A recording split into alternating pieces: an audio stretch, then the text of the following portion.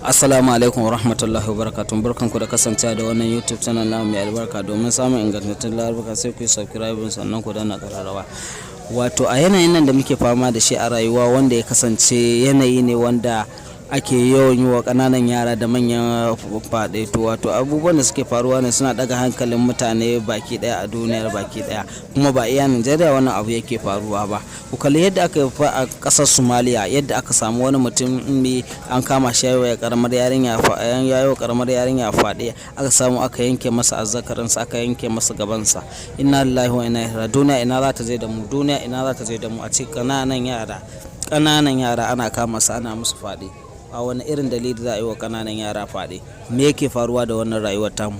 Wai mutane da ake yin faɗe, in ji tsoron Allah mana, mu sani mu ma za mu mutu, mu ma ko kuma in ba mu mutu ba ma, mu ma za a haife mu. Bayan an haife mu ma bayan an manya aure ma mu ma za mu haifa, bayan mun haifa mu ma fa za a iya bayo namu. Mutane mu kiyaye da wannan ɗabi'a, wanda abin da Allah ya hana babu kyau. Jama'a assalamu alaikum wa rahmatullahi. Allah ka gyara da mu, Allah ka tsare mana zukatan mu, Allah ka kare mana dukkan wannan masifu da suke faruwa. Albarkacin sayyidina Muhammad Rasulullahi sallallahu alaihi wasallam.